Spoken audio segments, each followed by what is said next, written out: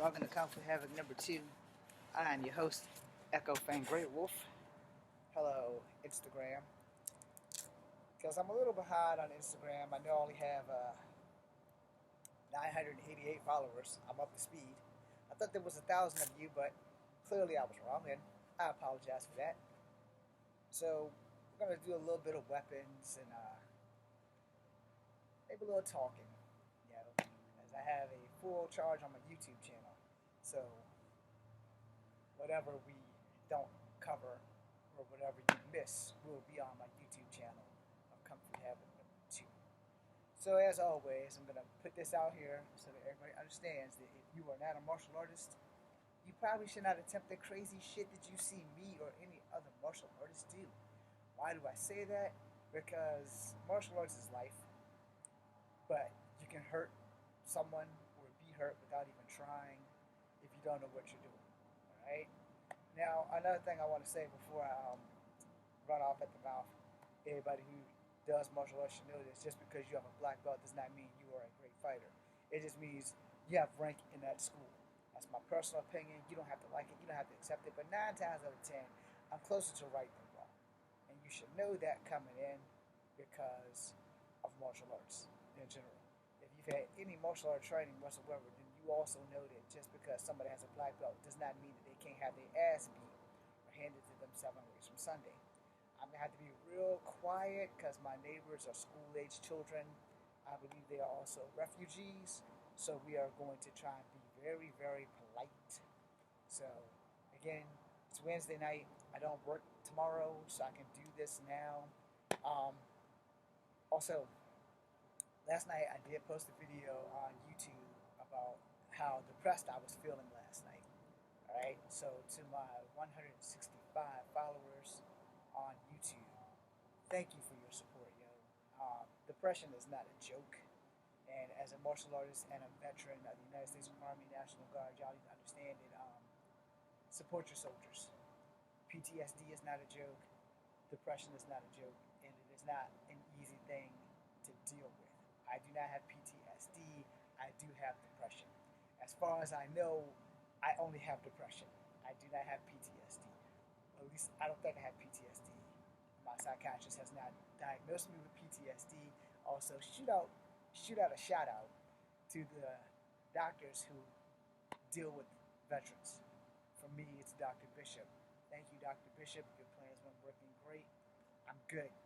I do have belts that I will probably continue to have for the rest of my life. But it's martial arts and it's acting. And those are 2 of the things that just keep me going, y'all. So now I just need to be discovered so I can do this shit full time instead of every now and again pop on and do this thing. So we're going to work with the rings first. So again, it's just for fun. We're not doing anything too hardcore. Just working with them. Practicing. Strike, strike, boom. Strike, strike, boom. Maybe teach you the difference between karate and kung fu. There's also a young lady, Tinzi. I'm probably not saying your name, so shout out to Tinzi. She's on TikTok. She just started doing Taekwondo. She works out a lot. She just started doing Taekwondo. I follow her on TikTok, and I think I have her here on Instagram. So if you're watching Tinzi, keep up the good work. And if you happen to check out my YouTube channel, I'll just give you a shout out.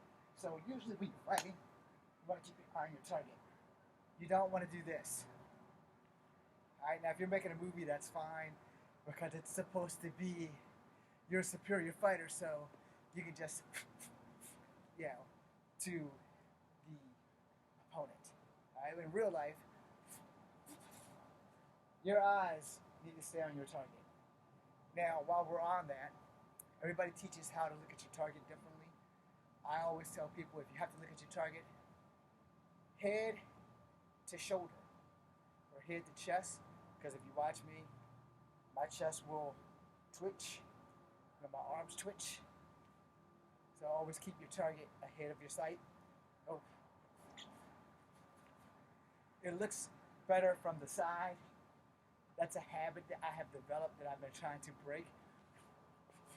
You see, when I watch myself on here, it's cool as shit. But in real life, you don't want to do that. You want to be focused. Yeah, you want to keep your focus because you got a better chance of surviving the fight versus not getting your ass kicked. Because if you're doing this, you are not the one. You are not Keanu Reeves from The Matrix. No, hell no. Real life doesn't work that way. It's going to be... Your eyes are going to be on your opponent. It's not going to be on the camera showing off. No, you're not going to be doing that. Because you're going to die. Or you're going to get fucked up. Now, let's move to the chobos.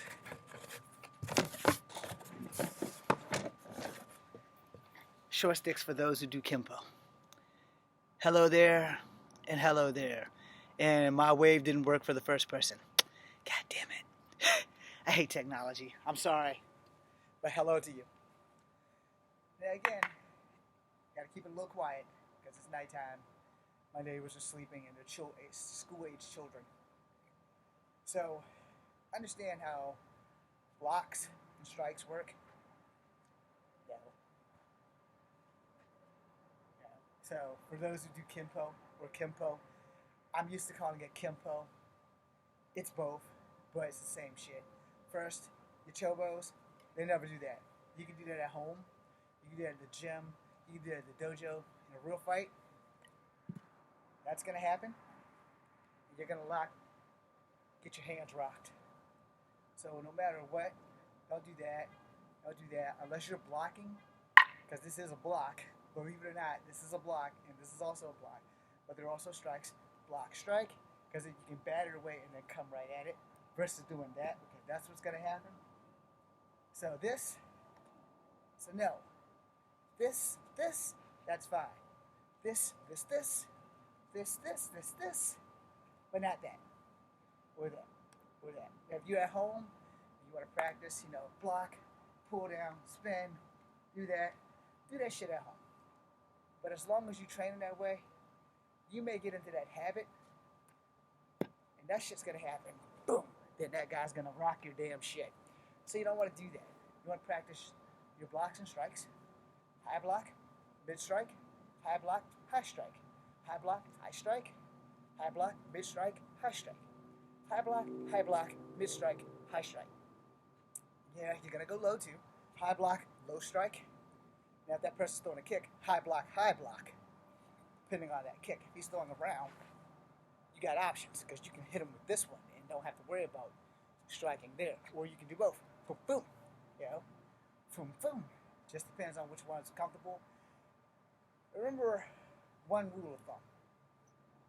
You need to be ready for whatever strike they're throwing. If they don't have sticks, you're good. You might be able to do that.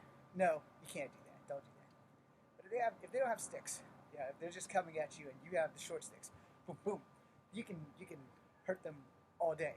Block, strike, block, strike, block, strike. They're throwing a kick, break the leg, strike again. Boom, boom.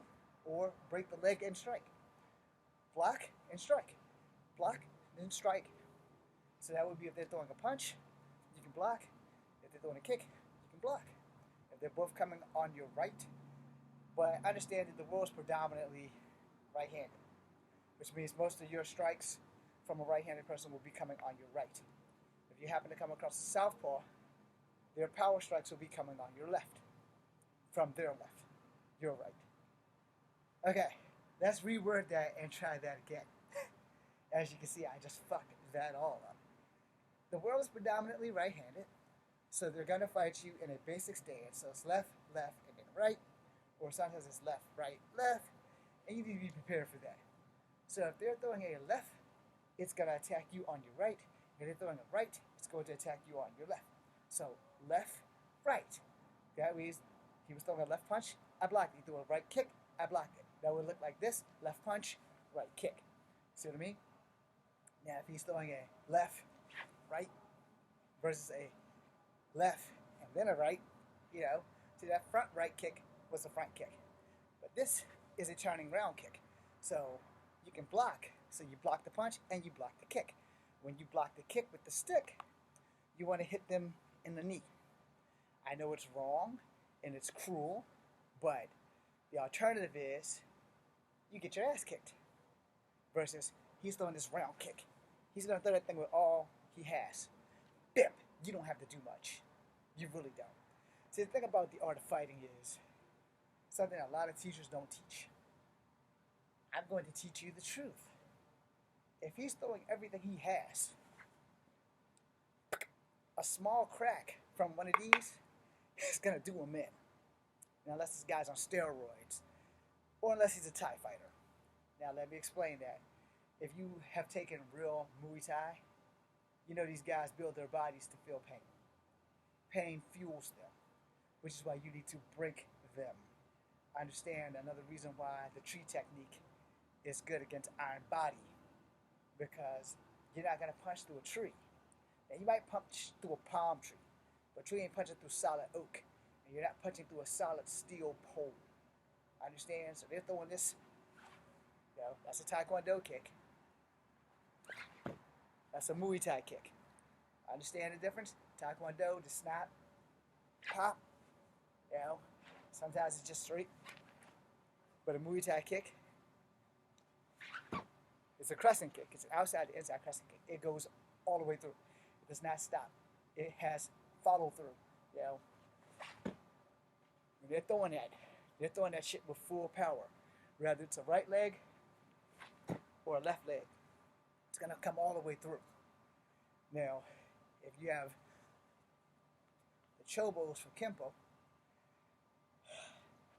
there are also chobos in Muay Thai and swords. So, you know, a lot of martial art weapons are related, just have different names. I don't do Kali. Kali stick is longer than this. Chobos are short. It's the reason why they're called short sticks. Let's not go with the Korean legend of the bow staff that got split in half and he didn't want to lose it, because that myth has been turned on its head more than once. But if they're throwing this kick for Taekwondo, crack, attack him at the knee. Because they're throwing it pretty powerful, you're going to break the freaking knee. Or you can step into it and put both your sticks here, which would be, your sticks will be there. Alright? So they're kicking, there's your sticks. Okay? So here, you just elbow them because there's a good chance you're going to get punched in the face because you blocked with both of these instead of one and then keeping one by your head. So you can make those mistakes in fights. Alright? Blocking with both is a do and a don't. It's a don't because you left yourself open to their hands. You're just blocking this kick. And so if you block like this, you leave your head open to their hands. Which means you have a successful block, but you also are going to get hit. Because if you don't break their leg with this block, pow! Yeah, they're going to break your head with their fist. So you have to be prepared for that shit, which is another reason why you don't do this or this. You can do it at home. You're just training in your basement.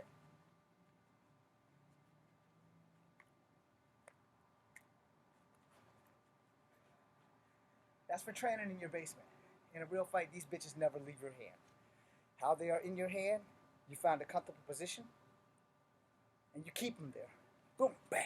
You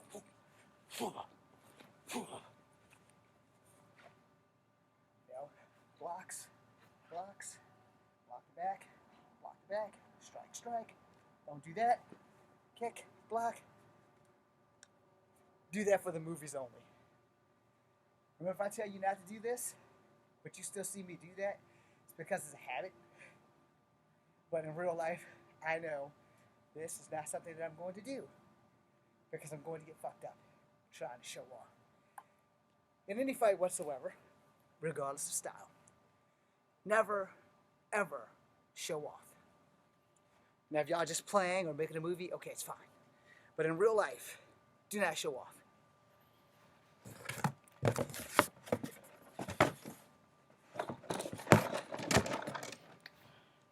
Practice commas. These also, you don't do that. Because in real life, those blades might cut you. And you will see people on YouTube and Instagram doing all this shit, this fancy, woo, you know. But those are unsharpened commas. I misspoke. So, you know, doing shit like that ain't gonna make a difference. That's called a recovery, by the way. But in real life, these things also, you find your grip position and you keep it there. You don't slice, and then think you're gonna do this, because that's gonna happen. And if that happens with a real comma and it goes across your jugular or something, you unalived yourself like an idiot. So strike, not strike, whirl, and then strike. Okay? That's not an option. Your only option is strike, block, strike, strike. Now also remember, commas are sharp. So if you're fighting someone with armor, you might get a block and a strike, but you're going to have to pull that thing back out. It's not going to be block, strike, whip out, and then whip back in. No. It's going to be block, strike, kick them off. You're going to have to do something to get your blade back. Now, in the movies, this shit, that's cool. In real life, this is the only whirling you do. Strike. Not this. Strike. If you want to go in like this, so it's already set, strike, block, strike. Okay, so you see the hand position is the reverse grip. So you're blocking, you're gashing. Now, if they got armor on, it's not going to be that easy. Because these things were made for close combat, just like the sai. But I'm a lot better with the comma than I am with the sai. Strike here. So I block and strike, and a strike, and a strike. Not strike, whip it, and then strike. You will be excused if you're doing weapons tournaments where you are allowed to do this shit. But in real life, that's going to happen. I did it with my not so dominant hand. And now I did it again. But you see how it's on my arm? If that would have cut in and been a real blade, it would have probably hit a very bad artery and I'd have bled out. So, boom. Not an option. Boom. Strike. Not. Boom. Strike. Whirl it and then strike. That's not good. So, just so that you know, yes, I can damn near do it perfect with this hand too. So, those are things you aren't going to do. Now we're going to use our imagination and magically turn these commas into tonfas. Now, the thing with tonfas, a tonfa is just as deadly, even though it's wooden. You can still hurt people really bad with wooden weapons. I support wooden weapons more than I support steel weapons, just because I'm more afraid that I'm going to injure myself with a steel weapon than I will injure an opponent, if that makes sense. If it doesn't make sense, it's the same thing like these are painted silver for a reason, so that I can pretend that they are metal, so that I don't fucking do this and grab the blade. Because if you grab the blade of a comma, you probably won't have a hand left. So now we're using these as tonfas. Now remember, tonfas are a little bit longer. They should go from your forearm all the way past your wrist and just a little past the fist. And they're square, not circle like these. So, again, you will find your preference on in or out. I prefer out versus in because there's a good chance that you can damage yourself and you don't want to do that. So strike there, that's my favorite. Strike there, my least favorite. And it's not because I suck at it, it's just that there's a safety issue for me. Alright? And as you can see, when that comes out pretty fast and that comes out pretty slow, it's because I'm used to doing it this way versus this way. But also when you do it this way, it's a good chance that you can hit a rib. You don't want to and then hit a rib. Now, there is an exception to that rule. As you just saw with this little slip that I did, this was quicker because of how I was, but my body positioning was wrong. And in all fights, your body positioning is everything. And your body mechanics is everything. No. You need to have all of those things at the ready. No. And if you don't have them at the ready, you will have a problem at the ready. We're going to do some chain work, we'll do some bound fighting, and then we're going to end it. Oh, well, let's do red nunchucks first. Thank God that was like gravel or something, not a turd. Now remember with nunchucks, your control system is everything. Notice my hands moved down the chuck. See, at the top, I have a little bit more control, but I have less striking distance, but I have control. When I get to the middle, I have more striking distance, but little to no control. Clearly, the gloves didn't have any grip.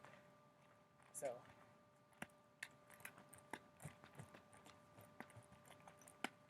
now to the brave souls that do this, yeah, you keep doing that, and I'll just keep doing this.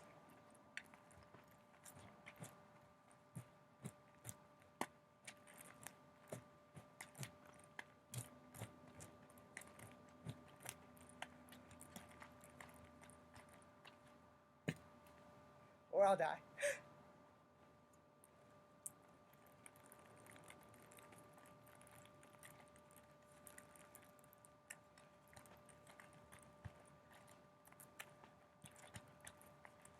That was me making up, and that was a recovery, because it was gone.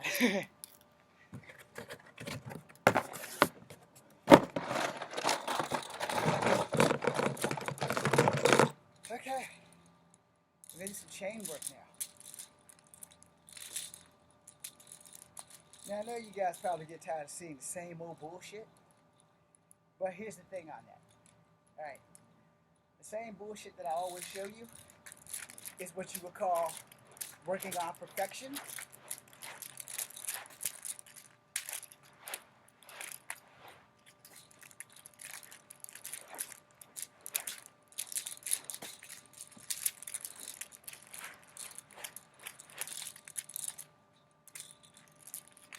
And control.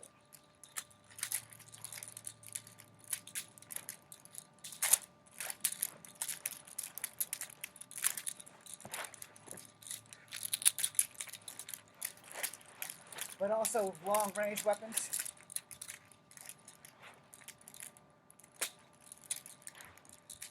you rarely have to use your feet or your hands other than to control the weapon.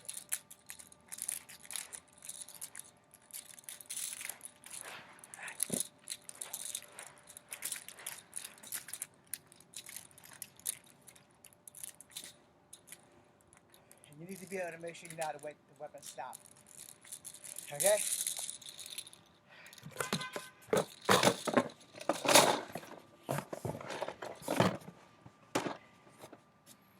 Okay. So, as we bring this thing to an end, because God only knows what time it is, we're going to do bound fights now. Now, again, if you've had some martial art training, again, I recommend you do not practice this without actual martial art training. And my nose is running, so hold on one second.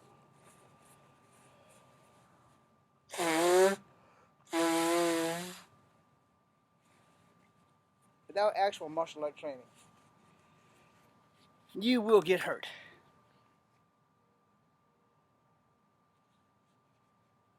Making sure I ain't giving you guys no surprises. But yeah. So we're going to do hands behind the back first. And again, before we do that, please do not attempt. Know your blocks. If you're very flexible, good. Yes, you just saw me dig out that wedgie. If you're not very flexible, good luck. So remember, you're going to have to be able to move out of the way more than block with your hands behind your back. Pulling off incredible stunts is not the best idea. So, as usual, your lesson here is to escape. I prefer outside to inside crescent kicks and pointing my enemy in a direction that I want him to go in so that I can go in the direction of the door. If my door is on my right, I use my outside to inside left crescent kick, kicking him towards my right. Now, I can go. Same thing on the other side. I use my outside right crescent kick to kick him towards my left so I can go to the right because that's the door. Now I'm out. Now, before anybody asks, the most important part of those kicks is to make sure that you don't miss your target. I understand that. So, those are do's, but they can be don'ts. The reason why I say they can be don'ts is a lesson I probably should have said when I first started this balance fighting shit, but I didn't. You got to test your range of your kicks.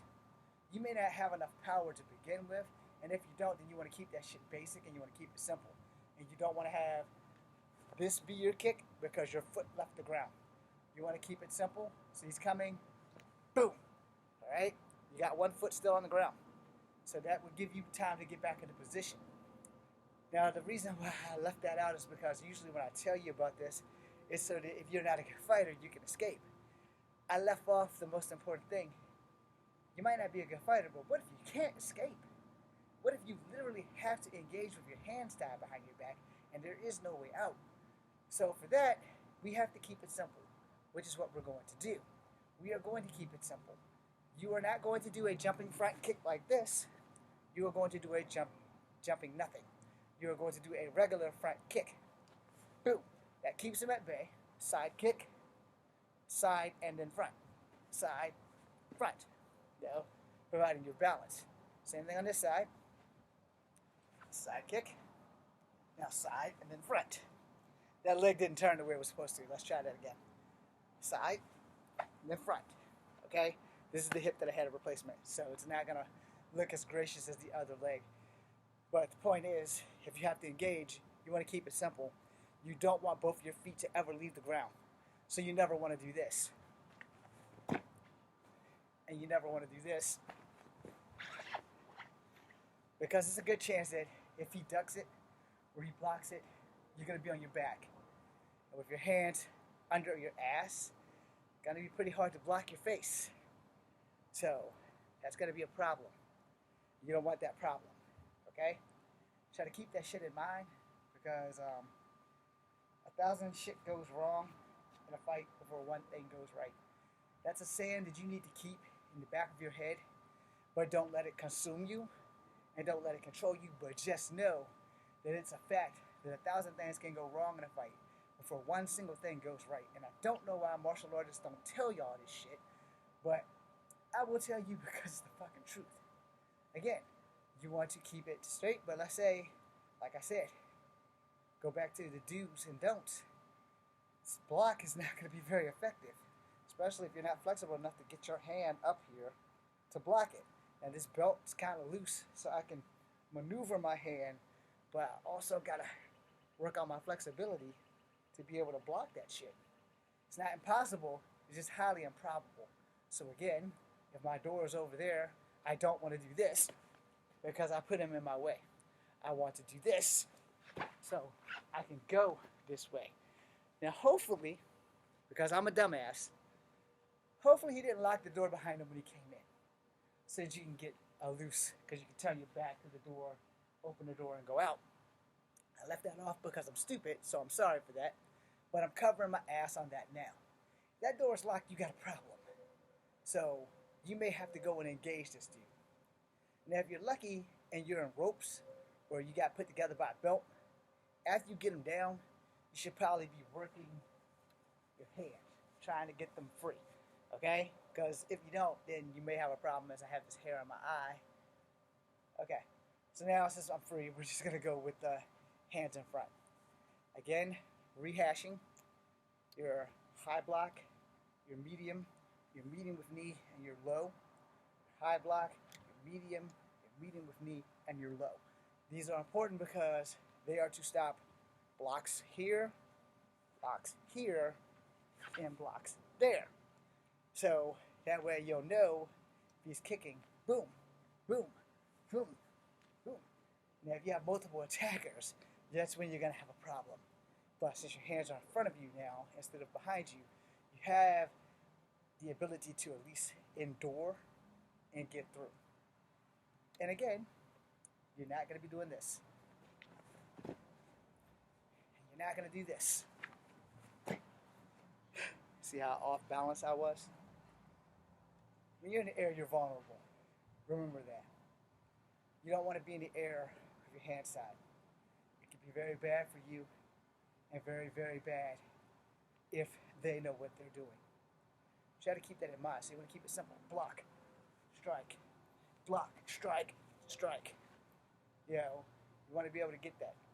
I pray that you never ever live in a situation where your hands are ever tied. And if you are, what the hell are you doing for a living? And two, I work cheap. Fly me to you.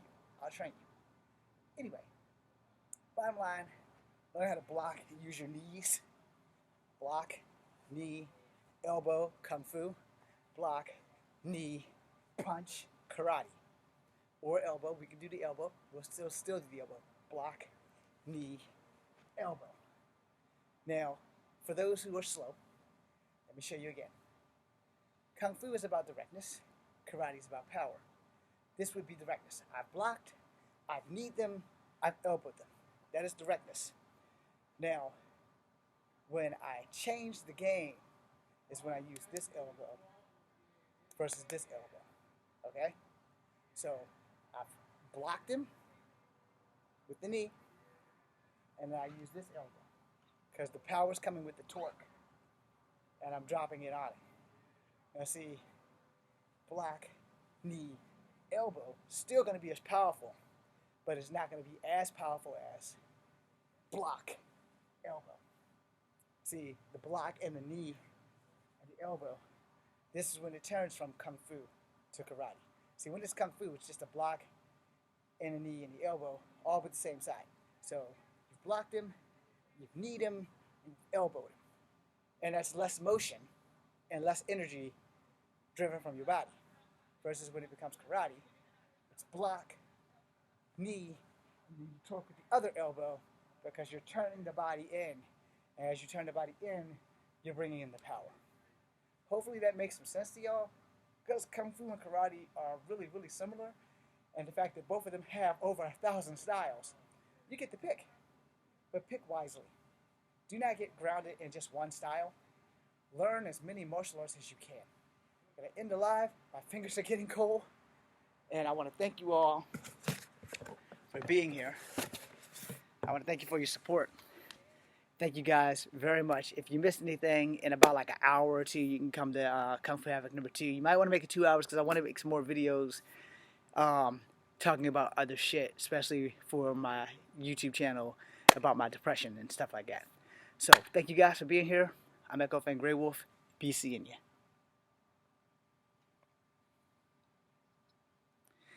And for you on YouTube, thank you guys for being here. I'm going to make a couple of more videos, and I'm going to go take a shower first because it's 11:30, and I'll make other videos.